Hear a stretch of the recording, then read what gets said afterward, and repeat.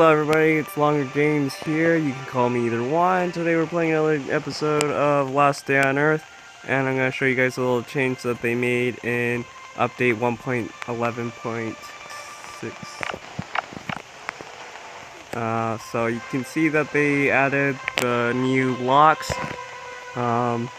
which require the new burgle skill. So there's 3 levels of it.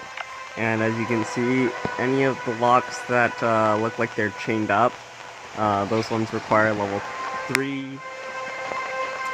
If they have a little padlock, you can see the little padlock on the floor right there.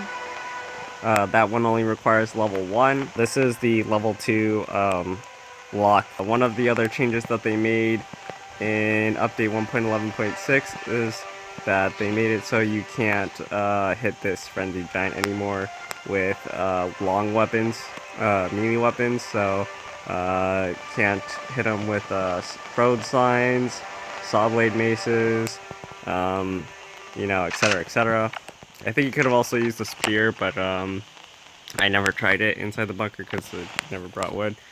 The other thing that they changed is the inbox.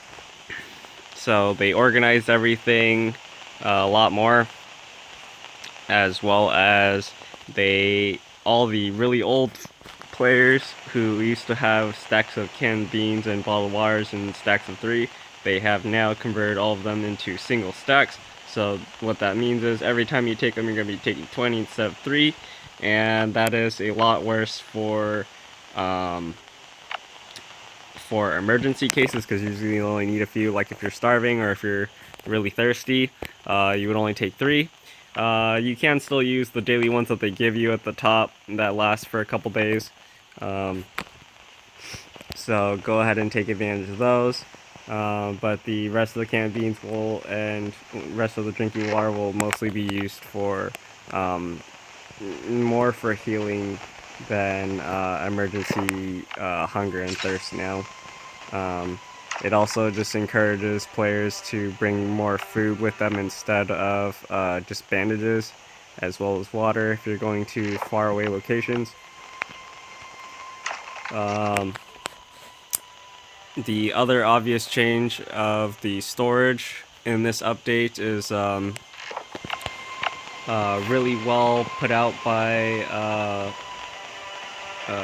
JCF. The storage upgrades are not too big of a difference. There's a few changes what it means for the game. One is that the amount of stuff you can put in smaller areas has increased. So that means like you could fit more stuff in the same like 3x3 building area than you used to be. So that's pretty good for raiding defense-wise. But the problem with that is when you are raiding other people, if they have a huge base and they have, like a honeycomb base, you're just you're probably just not gonna get anything out of it because of the new update. If all the stuff really is, properly defended and everything's fairly upgraded.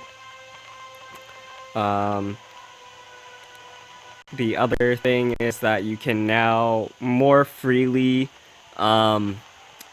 build or design a space in your base that looks like it should be for living. So that means we can like build the couch, build the bed, build some house plants, put a table, put the torture chair. And just have overall more space to design more things, especially since we still don't even have all the things that we need to put in our base. Like I think the helicopter's still coming, but it might be implemented only later in the outpost base, as well as the electronics labs. That's definitely going to be eventually put in our base. I don't see a reason for them to destroy it or scrap that idea.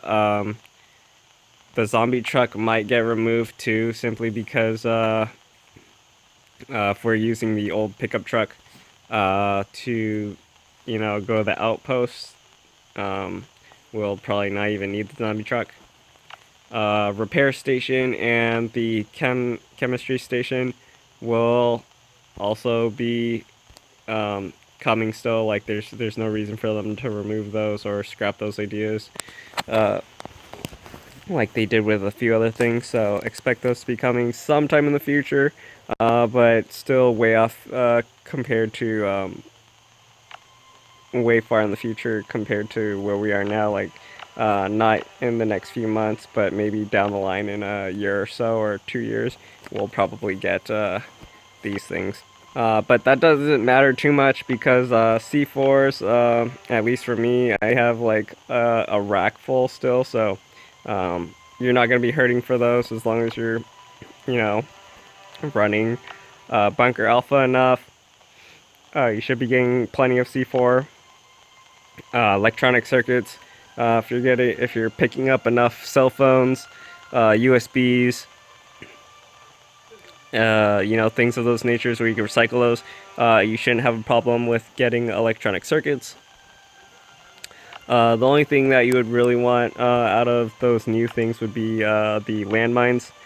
There probably will be a, a limit to how many you can build, similar to chests. So, to make defenses not impervious. However, I mean, defenses can already be kind of impervious if you just put way too many walls, and then makes it so that raiding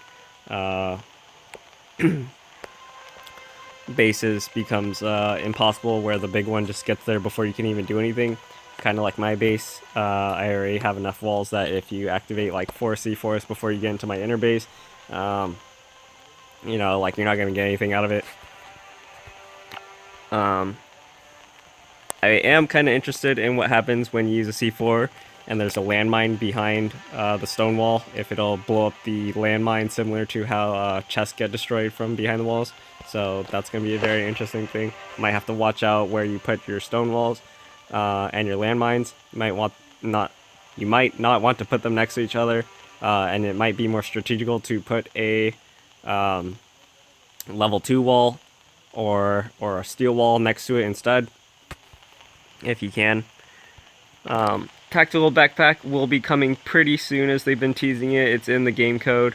If you guys have been watching, Star Snipe, he already kind of showed it off, so I'm not gonna go into much of it. It just adds another 5 inventory spaces to your character, so that's not too big of a deal, other than just like grinding more loot. If anything, the chopper update where you could store more inventory space in your chopper was more important, because not only did it act more like a backpack, but as well as a bigger safety feature. So if you ever died and you had your stuff loaded into your chopper, you would be able to save more stuff than you were previously allowed to. It basically doubled your safety net. If you ever died, instead of saving only 4 items in your chopper, you can now store up to 8 if you upgraded it the off-road chopper all the way. Some other significant changes that came out in this update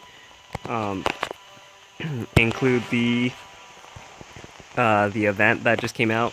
So you can go to Lucas's house after killing a bunch of regular zombies, who will drop threads, safety pins, and belts, and those will give you points to earn reputation, similar to Bunker Alpha hard mode with the army specialist, who will give you prizes. One other change that I'd like to mention, that if you guys were watching JCF's video of the 52 changes, one of the ones that he said that was kind of incorrect was that the chopper driving gas cost has decreased by half. He said that it kind of happens if you drive it in this globally, but that's not correct. It's actually one half the driving cost of fuel when you're driving it in map. So like in your base, or just driving around to ram zombies with it in the fields, which that's not really too much of a big thing, and unless you like really want to use your chopper for that, and you want to save your weapons for whatever reason, and you want to put more of your resources to repairing your chopper and smashing zombies with it, that's fine. However, the problem with that is most of the time you can't really drive your chopper around really carefree until you finish like mining all the rocks and chopping all the trees out of the way. And most of the time when you do that, you've already killed a lot of the zombies, so you're not really going to be using your chopper as like a battering ram to kill all the rest of the zombies. So hopefully the devs think up of something else to do with that, because it really doesn't do anything for players right now. Alright guys, that's pretty much it for me. Thanks a whole ton for watching. Please like, share, and subscribe if you guys like my content. If you guys didn't like it and you have some constructive criticism for me how to make better videos so I can do better for you guys, please go ahead and leave a comment in the section telling me what you guys think I should do better. All the best luck to you guys in getting the new chopper skin. My schedule's still pretty messed up, so if you guys want to know exactly when I put out videos, please hit the little bell for notifications. And I'm still planning on putting a raid video out really soon, probably within this weekend, so look out for that one. So that's all for this video, guys. Thanks again for watching, and I'll see you in the next one. Longer James out. Bye.